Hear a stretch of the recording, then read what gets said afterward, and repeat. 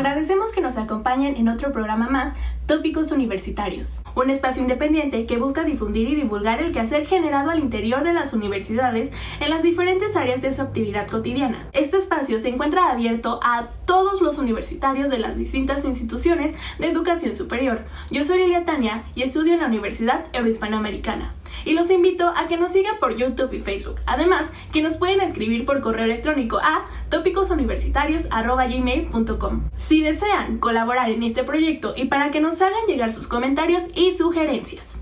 En la región Coatzacoalcos, Minatitlán de la Universidad Veracruzana se oferta la maestría en Ciencias en Tecnología Energética con la intención de seguir formando a profesionales en el área de la energía e impulsar la investigación en la zona. Los invito a conocer más sobre este posgrado.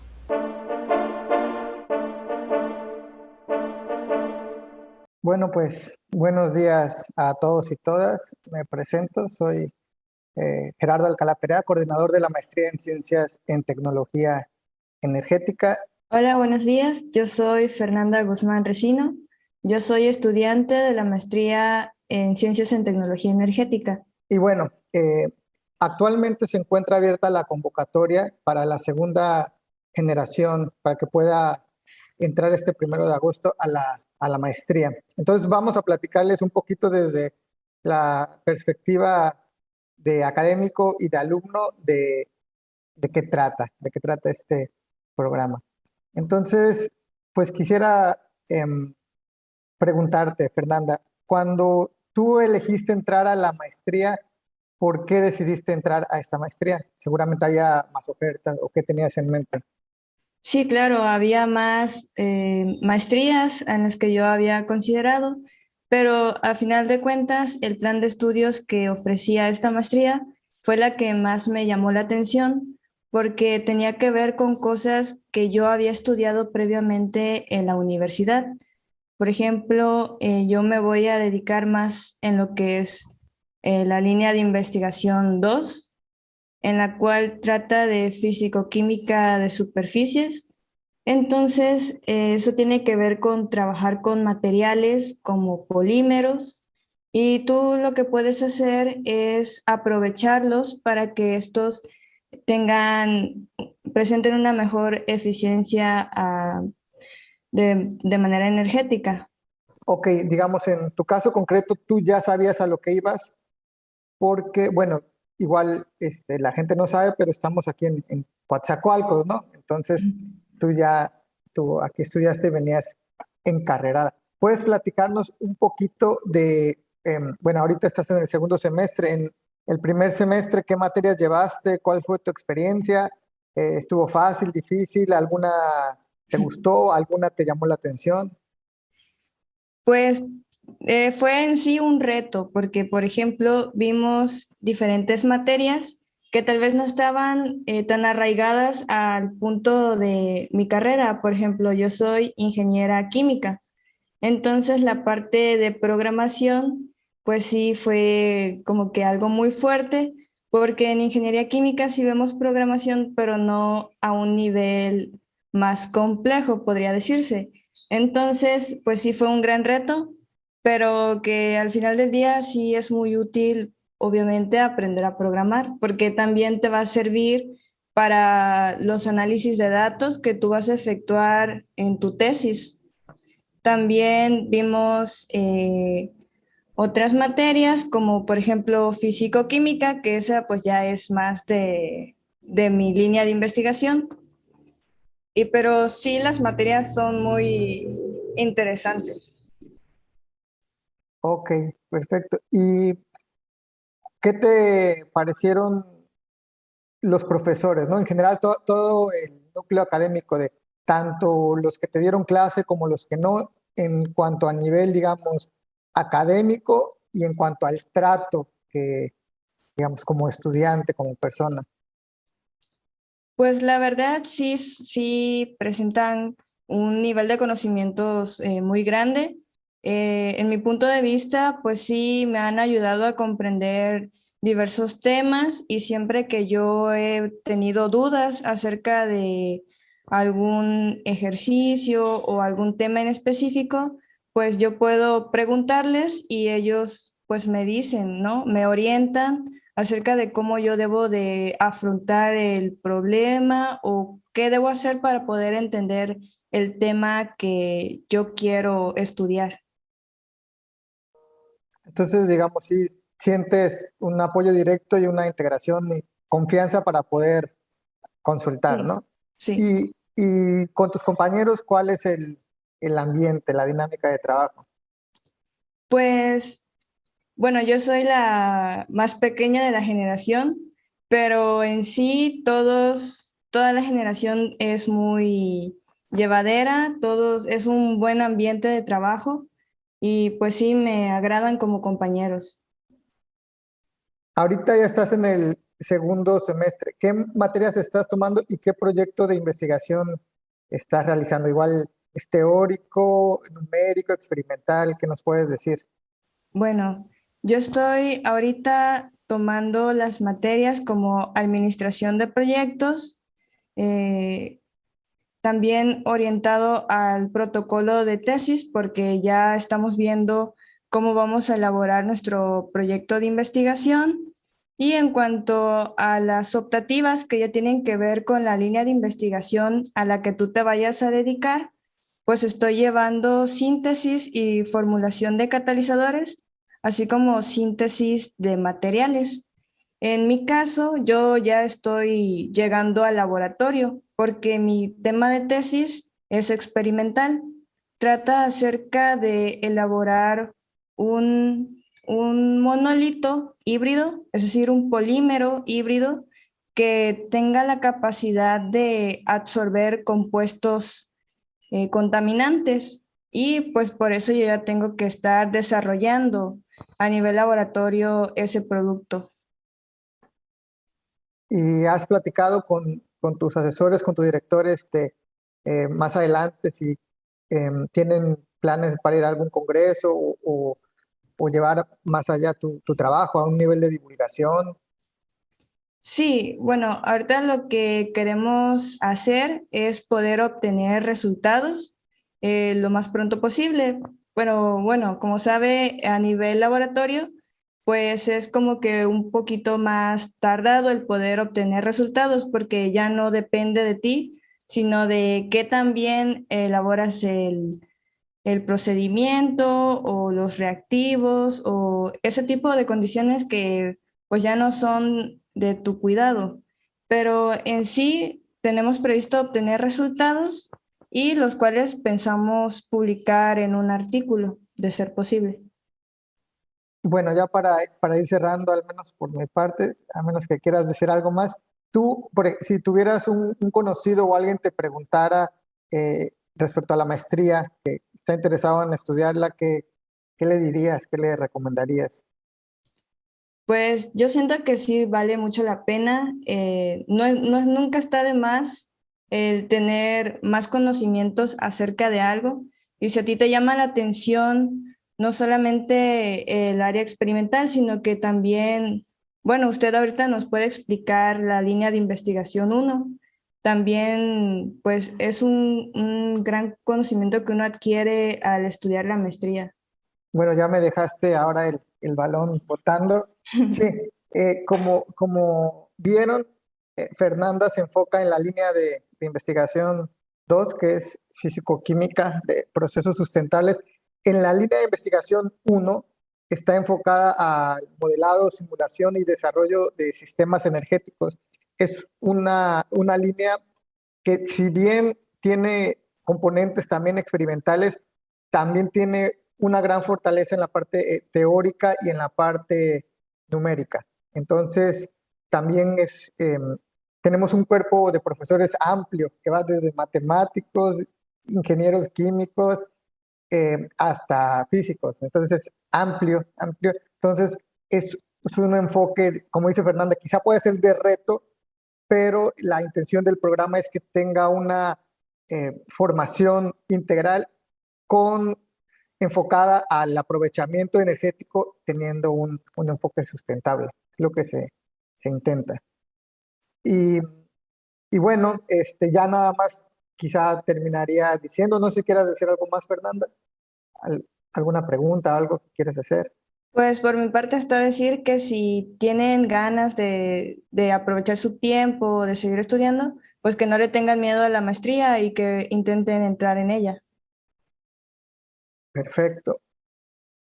Y bueno, yo por mi parte cierro diciendo que este programa está adscrito al Centro de Investigación en Recursos Energéticos y Sustentables. Quizá debía empezar por ahí. Estamos en Coatzacoalcos. Integra tanto profesores de la Facultad de Ingeniería Mecánica, de Ingeniería, perdón, como de la Facultad de Ciencias Químicas. Entonces, tenemos toda el área técnica, el área de investigación aquí. Estamos en la segunda generación, pertenecemos al Padrón Nacional de Posgrados de Calidad. Ha sido un esfuerzo muy fuerte por parte de toda el área para que pues aquí en Coatzacoalcos podamos tener este tipo de oferta aquí a la mano y una oferta de calidad. En la sección Tetraedro, Alejandro León Maldonado, integrante del Laboratorio de Psicología Comparada del CIK, tiene como invitado a Alejandro Tomasini Pasols.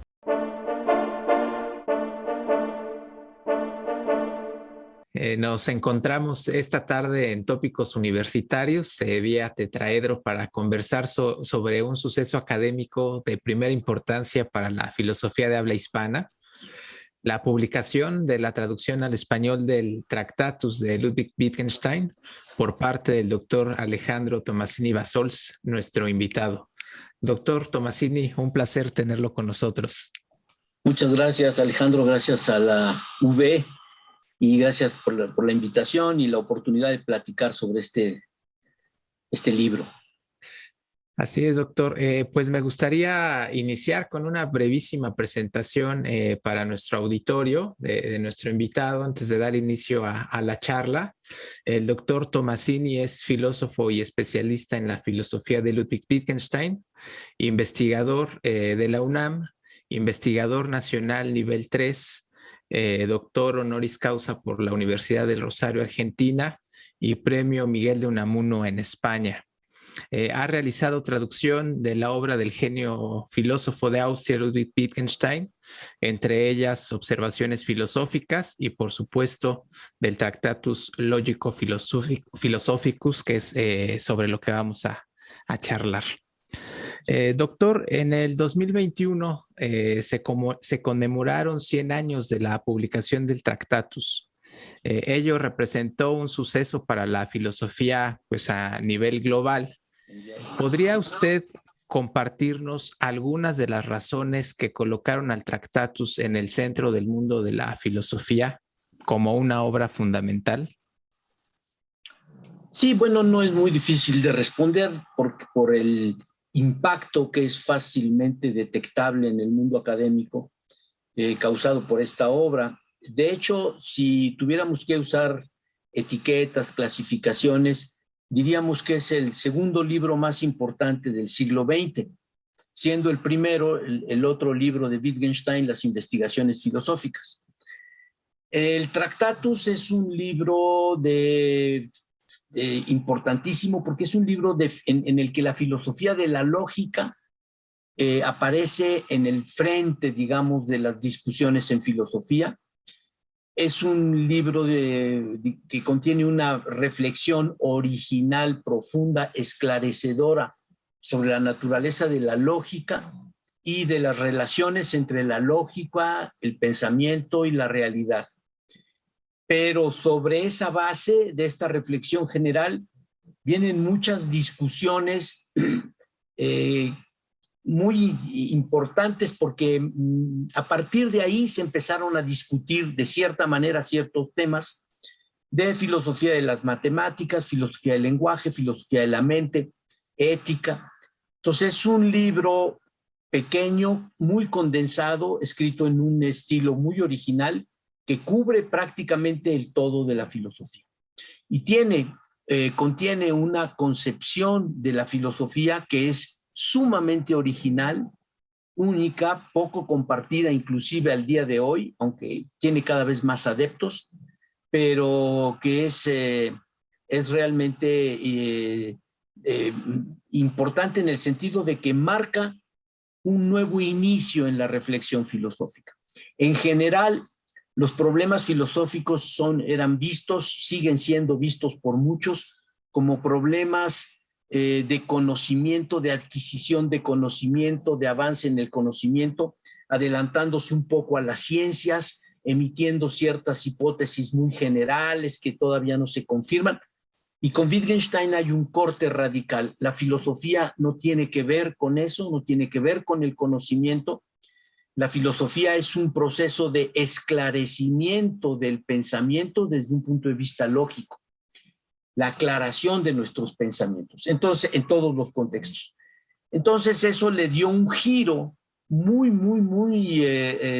novedoso al panorama filosófico, porque en general todos los filósofos estaban tratando de hacer filosofía, de teorizar en filosofía, tomando en cuenta los últimos resultados de las ciencias.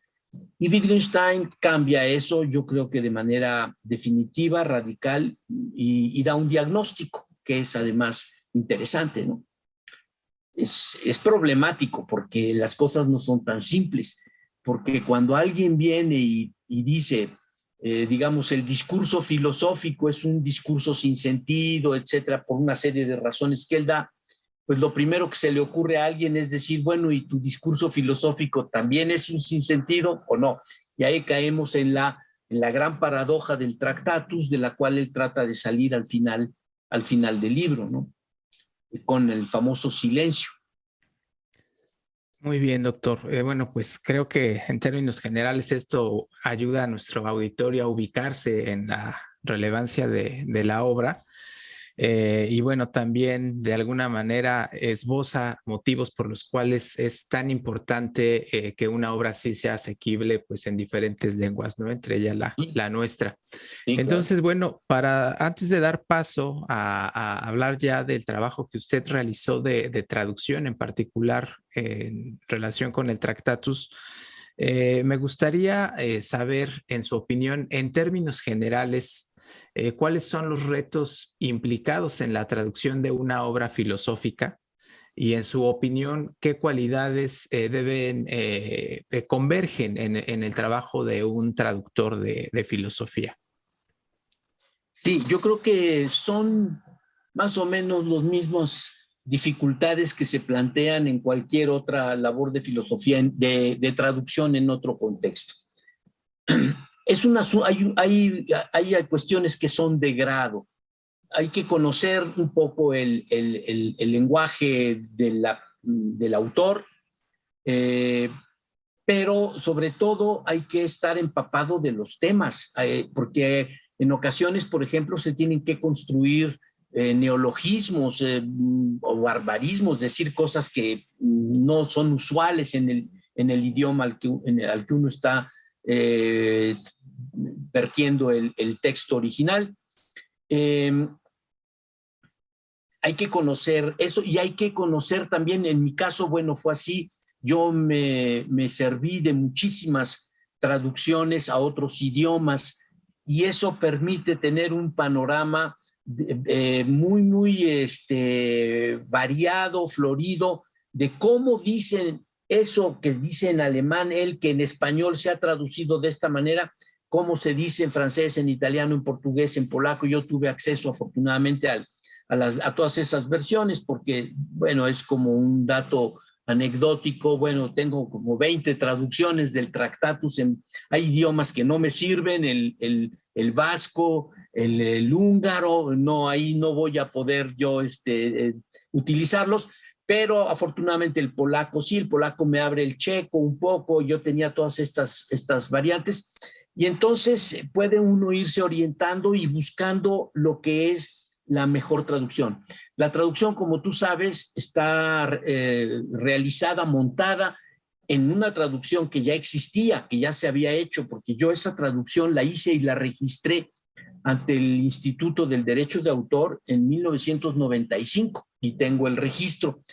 Pero con el tiempo uno va viendo deficiencias, problemas, inexactitudes y uno empieza a modificar. Entonces, este segundo trabajo fue mucho más placentero que el primero, en el sentido de que realmente el objetivo era embellecer la obra, era hacerla no solo inteligible en nuestro idioma, cosa que en mi opinión no sucede con otras traducciones al español, y teniendo ciertos objetivos muy concretos en mente.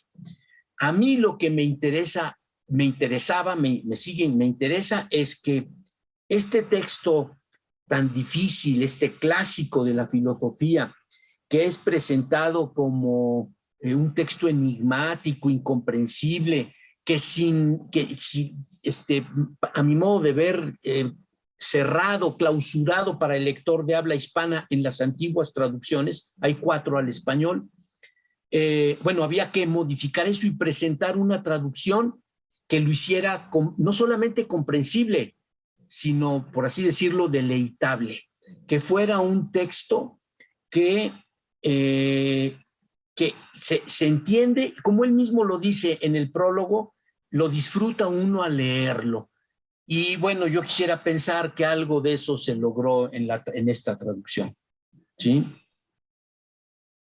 Muy bien, doctor. Pues ya nos habló acerca de las motivaciones de la traducción, también acerca de, pues bueno, dado el marco de traducciones previas, ¿no? ¿Por qué realizar una nueva traducción del Tractatus? Y bueno, hablando acerca del placer que es para el lector, tener acceso a una obra bien escrita, ¿no? Que se comprende, y al mismo tiempo se disfruta. Pues también hay placer en el propio ejercicio de la traducción, ¿no? Sí, claro. No se realiza solo por un deber moral, un compromiso disciplinar, sino también porque resulta estimulante intelectualmente, ¿no? Y Sí, probablemente incluso en un sentido hondo también. Quisiera preguntarle en este contexto, ¿cuál fue la sección que más disfrutó traducir usted del Tractatus? Es una pregunta capciosa porque no hay la sección. Hay muchas secciones que son pues casi apasionantes, reveladoras. El Tractatus es un libro del cual uno aprende con cada lectura nueva, hay nuevas intuiciones, nuevas ideas que uno no había descubierto. Es un libro realmente pues, impactante.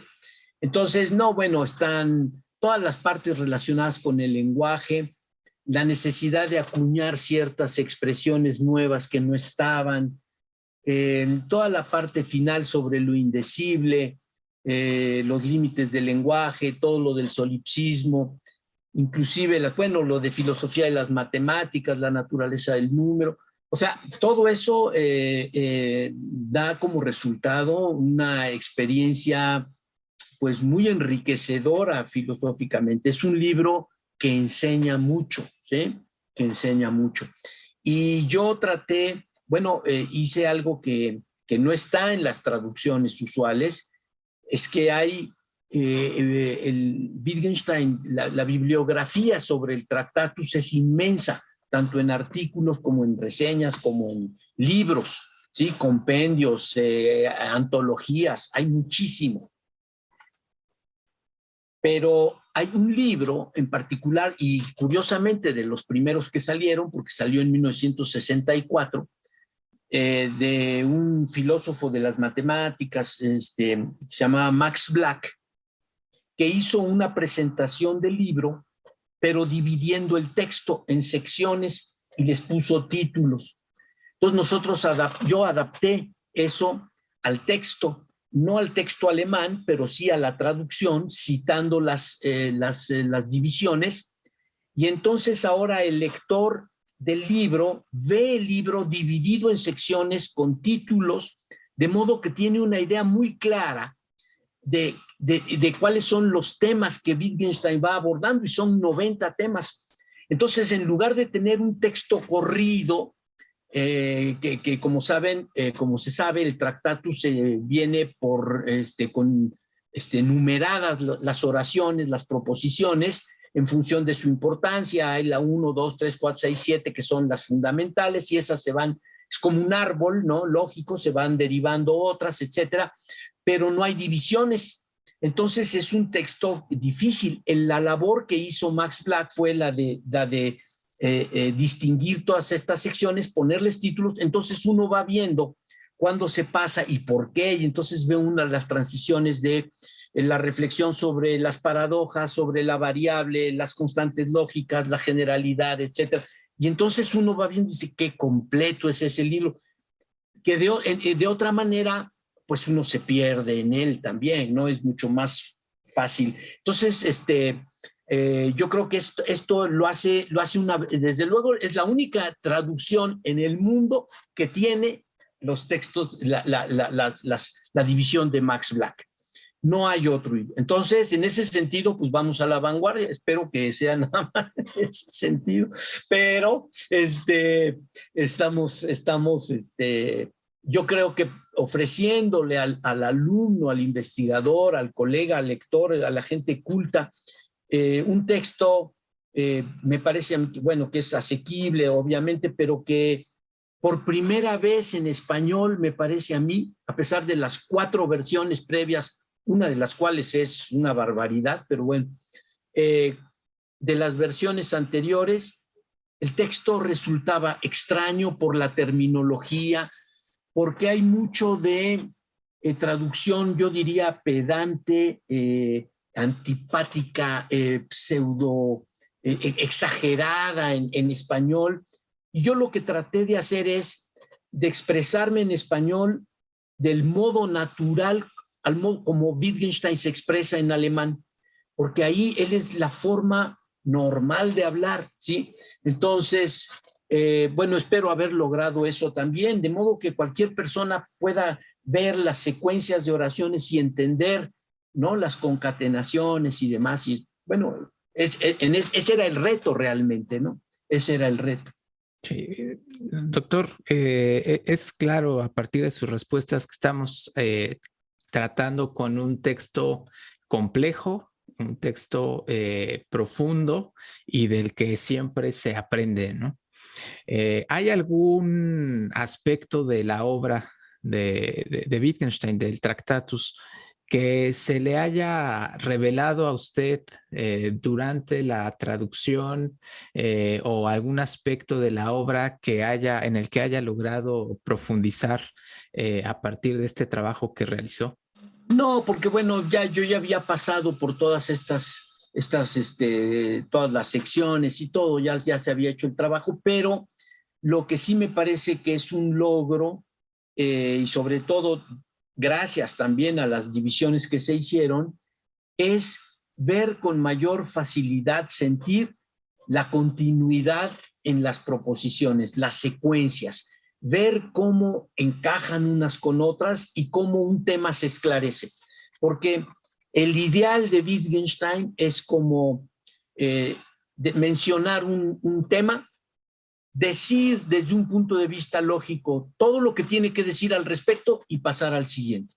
Entonces, se ven todas las secuencias, se ve todo, y uno cuando termina eso dice, caray, sí, ya entendí qué bien está esto, bueno, paso a lo siguiente, y hace lo mismo, y hace lo mismo, y hace lo mismo.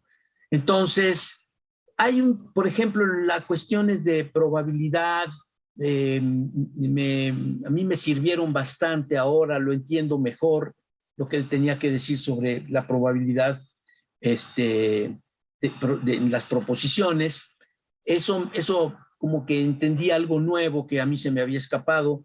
Yo no soy matemático ni nada, pero ahí me aclaró algunas cosas.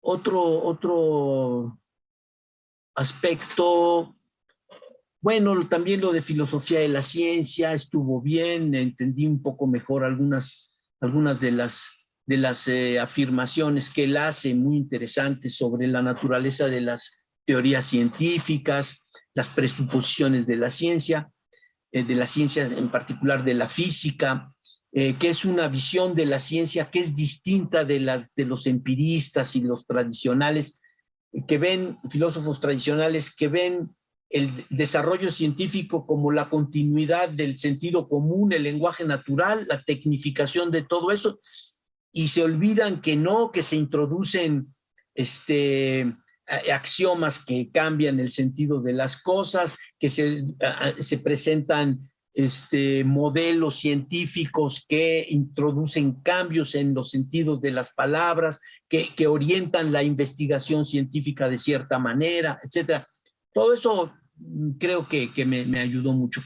Y luego las partes finales, bueno, esas son sensacionales, realmente todo lo que Wittgenstein tiene que decir sobre ética, la muerte y todo ese rollo, que es interesante realmente, porque es la parte, digamos, se siente en el libro, en el libro hay dos autores básicamente, o tres autores además de Wittgenstein que están presentes. Uno es desde luego Bertrand Russell, el otro es Frege y el otro para ciertas cosas Schopenhauer. Estos tres autores están ahí. Entonces, Wittgenstein no es un mero discípulo, no es un mero seguidor, toma sus problemas y él da sus respuestas a los problemas de ellos. Entonces, eso hace del texto un texto muy genuino. Y hay todas estas cuestiones de vital importancia que él las plasma y, claro, no son, puede ser que psicológicamente también sean interesantes, pero son aclaraciones desde un punto de vista lógico sobre distintos temas, el bien, el mal, la muerte, el mundo como un todo ese tipo de cosas. Son sus pensamientos y que son una respuesta a muchas preocupaciones que han estado en el aire y que no tenían respuesta, ¿no? Entonces es realmente un texto muy enriquecedor, eso, ¿sí? Y sí, no, yo he venido trabajando trabajé mucho tiempo sobre este tema sacados de este libro, y pues me dio gusto confirmar mis puntos de vista, por así decirlo. Estoy contento con mi lectura, con mi interpretación, con esto, y creo que la traducción refuerza un poco eso que yo dije en algún momento. Sí, doctor, en esta línea y esperando no blasfemar, porque como usted comentó, estamos hablando del segundo libro más importante de filosofía del siglo XX. Sí. Pero ¿hay alguna proposición, alguna sección del Tractatus de su traducción, la traducción que usted realizó, que considere que como usted la escribe en español, en algún sentido es más clara, más prístina, más bella, más estética que en la edición original? Que en el texto original, no. No me atrevería, sí sería más que una blasfemia, una tontería, no. El texto original es casi perfecto, realmente, no hay ni una coma que cambiar. Esa es parte de su belleza, es un texto aparte de profundo, impecable desde el punto de vista del estilo, la formación de las oraciones, todo. Es muy conciso, es un libro que va de proposición en proposición y no permite la divagación, estar dando ejemplos por aquí, por allá, comparaciones, juegos de palabras. No, nada de eso, directo. Cada proposición del Tractatus es como un cincelazo en un diamante. Entonces, un cincelazo, y el resultado es algo tremendamente brillante, ¿no? Hay facetas que son más anchas, hay unas que son más, porque los temas son más importantes o más centrales, pero el todo es un brillante que brilla por todos lados, ¿no? Entonces, si tú me dijeras que hiciera yo una jerarquía de eso, podemos hacer una jerarquía temática, por así decirlo. Sí, la filosofía del lenguaje ocupa un lugar preponderante, la filosofía de la lógica también, y todos los demás se pueden ir derivando. Pero como el Tractatus es considerado un hipertexto, entonces resulta que podemos empezar por el lado de la ética y luego regresar hacia el lenguaje, y entonces se puede organizar de muy diversas maneras, ¿no? Entonces, preferencias no hay, porque tú ves la dependencia de ciertos pensamientos, la conexión con otros, y sabes que si nada más lo dijeras así, pues le faltaría el sustento a este, y a este nada más lo dices, pues le falta el sustento de esto otro. No, es un texto tan bien articulado que pues es muy asombroso. Pero ¿qué es lo que realmente me parece a mí fantástico? Que es que el mismo autor de ese libro después lo echó por tierra y puso algo diferente en su sitio, ¿sí? Porque obviamente las investigaciones filosóficas son, me parece a mí, un texto superior al del Tractatus, ¿no? Superior, más profundo y de implicaciones mayores a las que tuve. El Tractatus representa la cúspide, la cima de una serie de reflexiones que se dieron inspirados en el desarrollo de la lógica, sobre todo a principios del siglo pasado, pero esa corriente de pensamiento finalmente se agotó, cambió, se terminó, y en cambio la otra sigue creciendo, ¿no? Que es una perspectiva distinta. Entonces, realmente la tarea que va a quedar inconclusa por las múltiples razones consistiría en hacer lo que él mismo recomienda. Hacer la traducción, sería hacer la traducción de las investigaciones y poner los dos textos juntos para que pudiera la gente ver lo que era su antiguo modo de pensar con el modo novedoso de pensar. Eso sería, pero eso es un sueño que no se va a poder hacer. Pero ahora, el Tractatus es un texto que deja mucho, ¿sí? Para uno que trabaja en filosofía, como para un lector que quiere tener una idea de ciertos temas de primera mano, de fuente original, digamos, ¿sí? Doctor, ya encaminándonos hacia el cierre de la charla, ya hemos dicho algunas cosas que me parecen importantes acerca de la traducción, y sus propósitos, ¿no? Uno de ellos, hacer asequible de manera justa una obra tan importante, ¿no? Manteniendo la profundidad, la belleza del texto.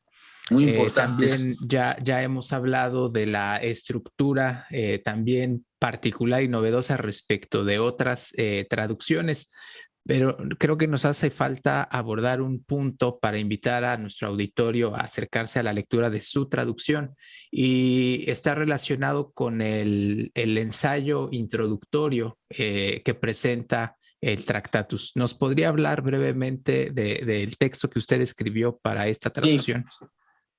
Sí, bueno, el Tractatus fue originalmente publicado con la introducción de Bertrand Russell. Fue una de las condiciones que pusieron los editores. Russell era un personaje muy respetado, conocido.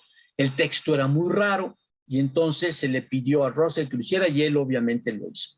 El texto de Russell posteriormente fue sometido a muy tremendas críticas por mucha gente que no entendió, que bla, bla, bla.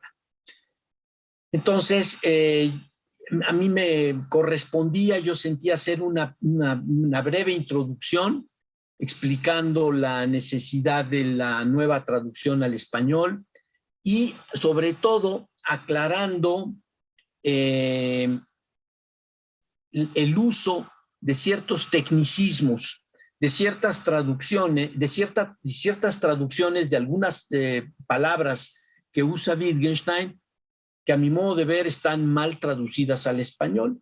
El caso más representativo, más obvio, es de la palabra Bild, que se traduce como figura en todas las traducciones españolas, que son 4.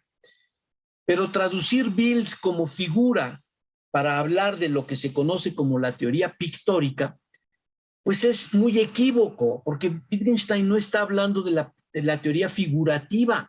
Eso no es lo que él está diciendo, es más bien la teoría representacional o representativa, descriptiva, en fin, ese tipo de cosas. Y Entonces, como esas, ahora, cambiar esa palabra es cambiar muchísimas cosas en el texto, nada más esa palabra, pero había otras. Y si uno ve las traducciones,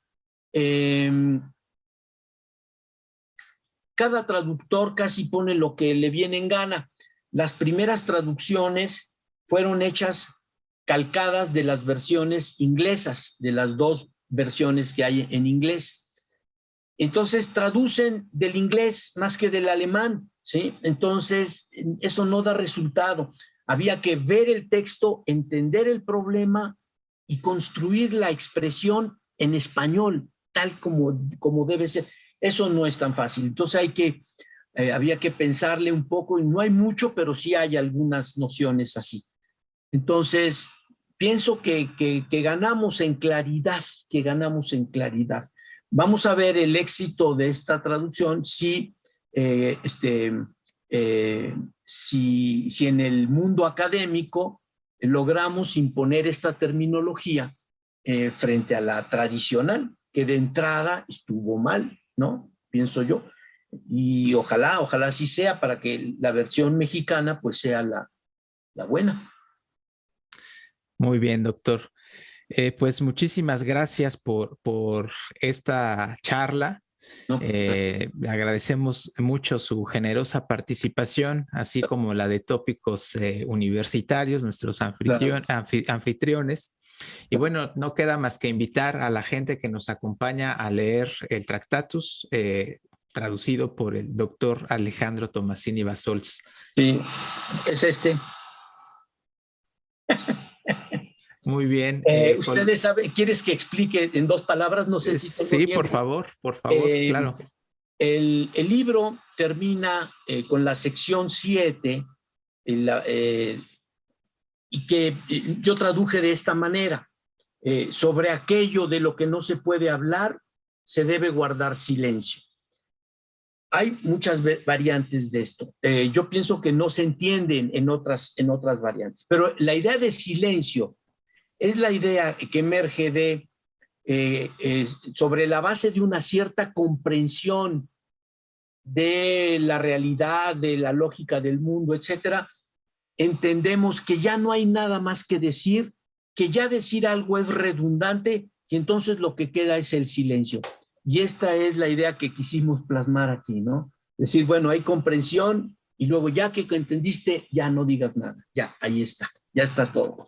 La idea del silencio en el Tractatus, que es una idea que ha dado mucho de qué hablar también. Muchas gracias, doctor. Hacemos entonces un silencio y nos despedimos de nuestro auditorio.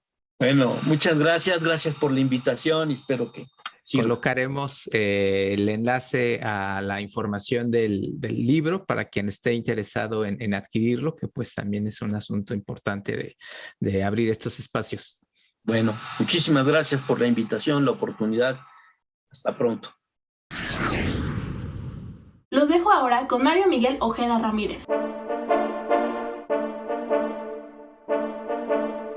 En esta ocasión voy a hablar acerca de el cómputo estadístico.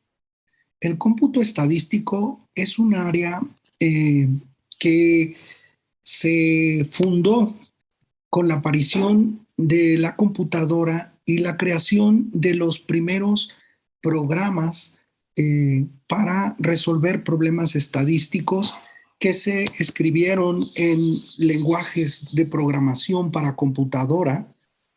Esto obviamente sucedió entre la década de los 40 y 50 del siglo pasado.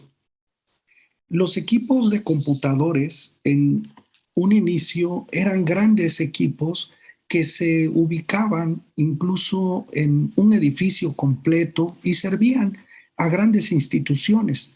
Las instituciones que se dignaban tener una computadora eran instituciones del gobierno, instituciones de investigación, y el acceso a estos equipos era bastante limitado, por lo cual la aplicación del software estadístico estaba restringida para unos cuantos. El software estadístico en ese tiempo fue evolucionando, es decir, los programas y los paquetes de programas se fueron desarrollando muy rápidamente. Entre la década de los 50 y los 70 aparecieron los primeros programas, ¿sí? Y pronto evolucionaron a paquetes de programas como el BMDP, que son las siglas de Biomedical Package, que es un paquete que agrupó a un conjunto de programas escritos en Fortran que servían a aplicaciones médicas. Y el SPSS, que fue el paquete para las ciencias sociales, Statistical Package for Social Science. Como sistemas, el primero que apareció fue el SAS, Statistical Analysis System, es decir, un conjunto de programas, pero también un conjunto de comandos que permitían, en una suerte de lenguaje estadístico, escribir programas para realizar las más diversas aplicaciones, para realizar simulaciones y para procesar grandes cantidades de datos. Estos paquetes o paquetes de programas o sistemas se vendían en licencia, se rentaban a las grandes computadoras y se prestaba cierto servicio de actualización. Es en esta época, a finales de los años 70, que aparece un lenguaje de programación, el S, y posteriormente el S+, o S+, que ya eran lenguajes especializados para aplicarlos en la elaboración de programas que tuviesen como fin realizar análisis estadísticos.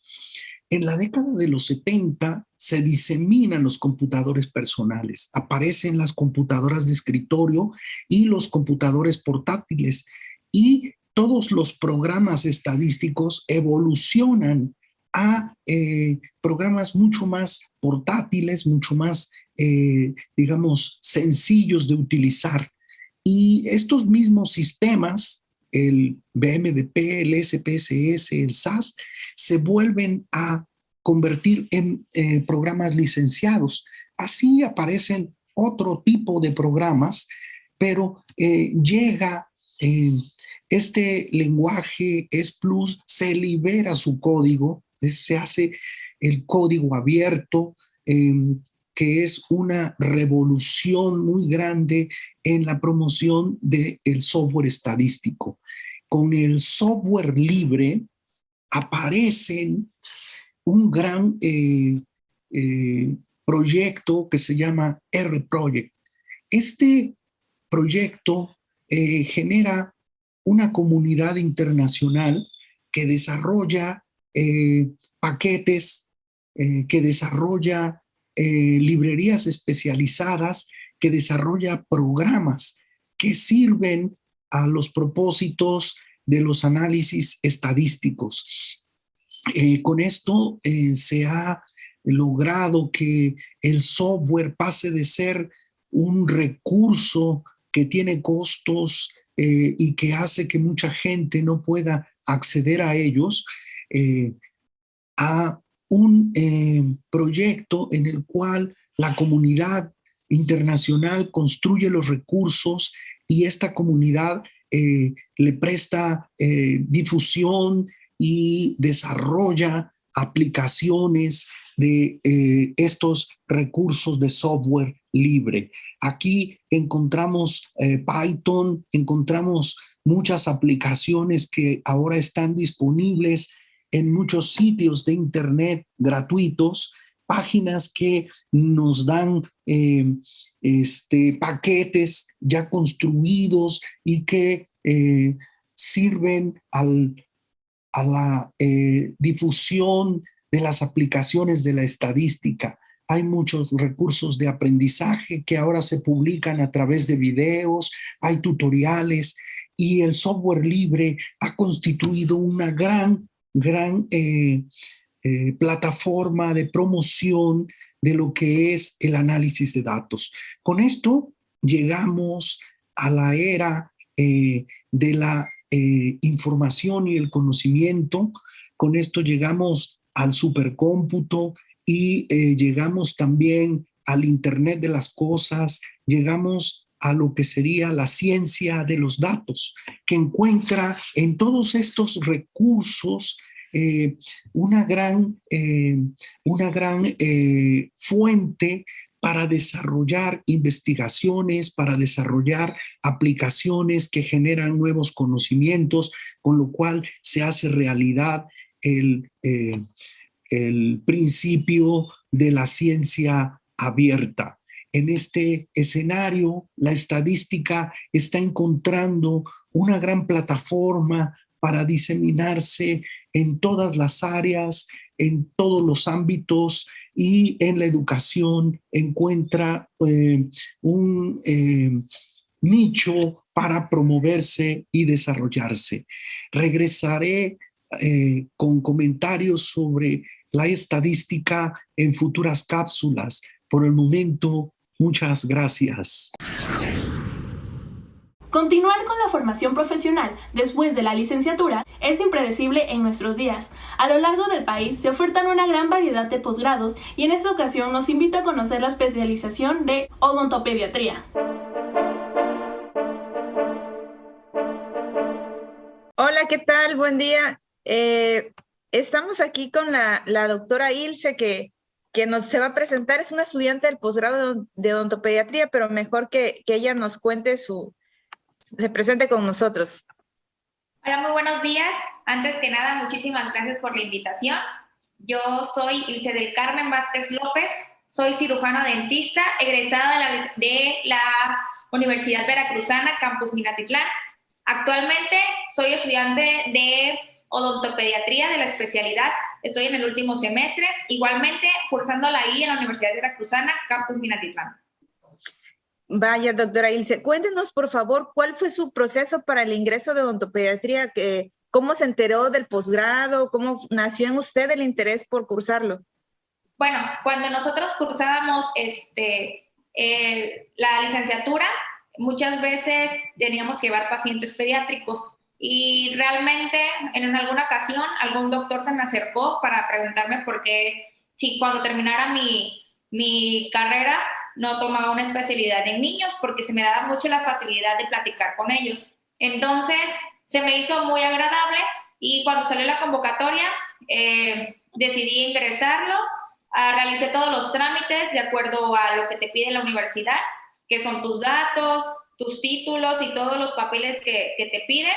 Y de ahí se realizan, bueno, yo realicé 4 exámenes. El primer examen, el más importante, que es el Ceneval de especialidades, lo realicé en la ciudad de Coatzacoalcos, es a nivel estatal. De ahí realicé otros 3 más, una entrevista con los doctores, es un jurado de especialistas de odontopediatría, el cual te hace preguntas el por qué te gustaría estar aquí, el por qué, varias preguntas también algunas veces de algún caso clínico, dependiendo.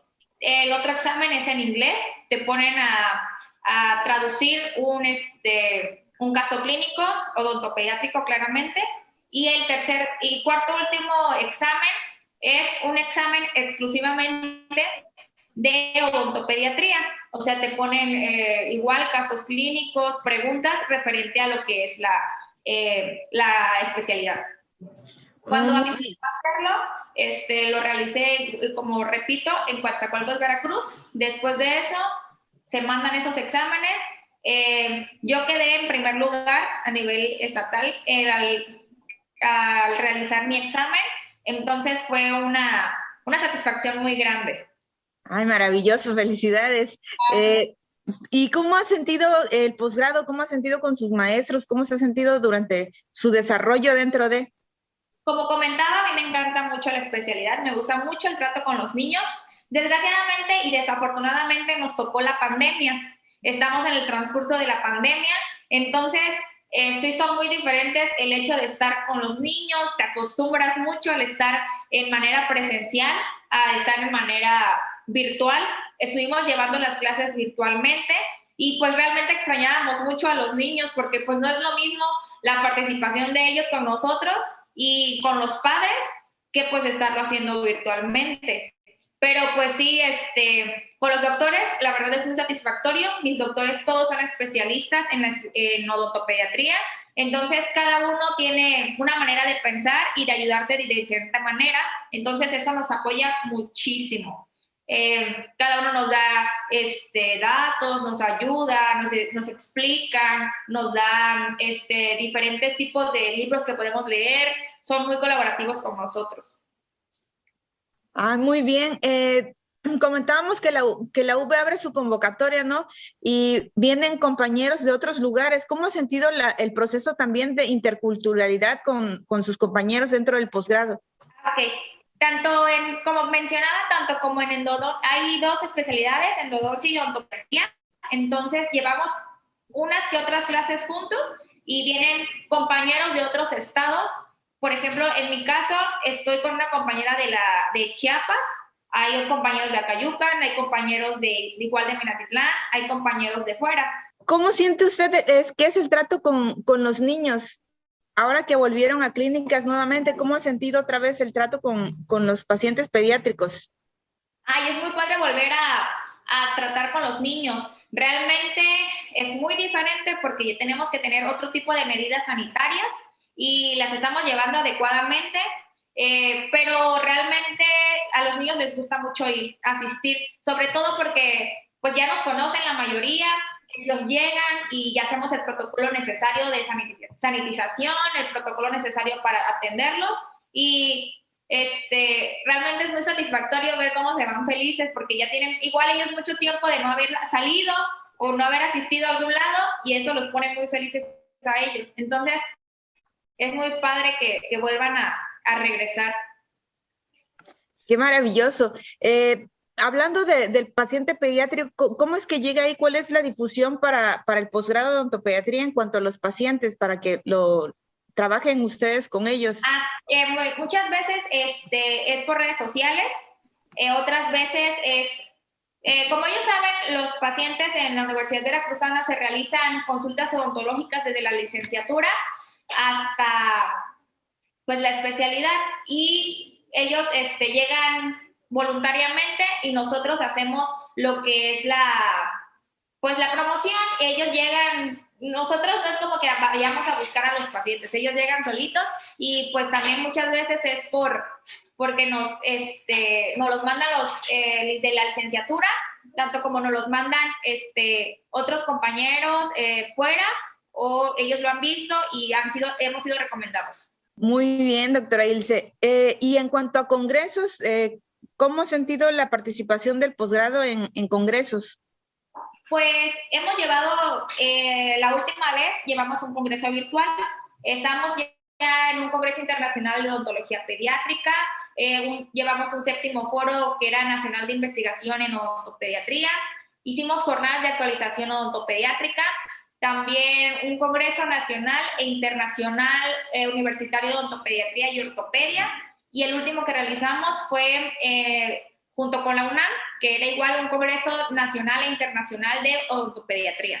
Este fue virtual, pero también fue muy padre porque conoces, aunque no puedes ver a los demás, puedes escuchar los comentarios de otros doctores y pues fue muy, muy padre, la verdad. Muy bien, doctora Ilse. ¿Y cómo ha sentido el apoyo de sus maestros durante este proceso de posgrado en odontopediatría?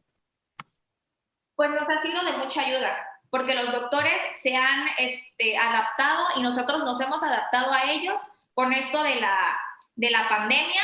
Entonces nos hemos adaptado en horarios, nos hemos adaptado en clases, nos hemos adaptado en todo ese tipo de cosas y hemos llegado a acuerdos para que ni se nos perjudique a nosotros, ni nos atrasemos y vayamos de acuerdo a lo que es la especialidad. Y la verdad nos han apoyado muchísimo en caso de libros virtuales, nos han estado escribiendo, llamando.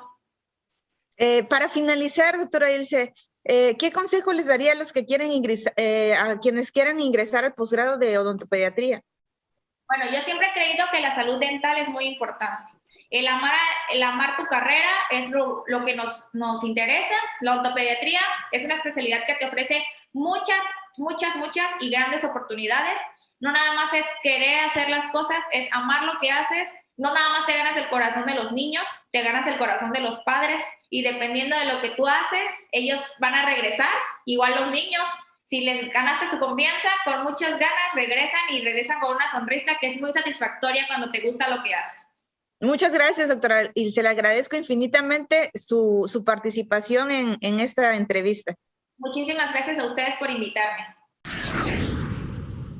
Hemos llegado al final de Tópicos Universitarios. No se olviden de suscribirse al canal y activar la campanita de notificaciones para que puedan recibir las notificaciones de estrenos y nos puedan llegar a hacer sus comentarios y sugerencias a través del correo de topicosuniversitarios@gmail.com.